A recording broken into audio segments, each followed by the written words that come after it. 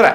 Mina olen Osooni Oss ja mina olen siin, et rääkida teile kõigest, mida te peate teadma osoonikihi kohta. Osoonikiht on atmosfääri osa, kus osoon koguneb suurtes kogustes. Eriti stratosfääri ülemistes kihtides ligikaudu 15–35 kilomeetrit maapinnast. Osoonikiht kaitseb elu maapinnal, neelates suure osa päikesekirgustest, eriti ultraviolettkirgustest, mis on eluohtlikud. Selle kihi olemasolu on eluliselt tähtis, kuna liiga suur kogus UV-kirgust võib tekitada nahavähki, silmade kahjustumist ja nõrgendada immuunsüsteemi.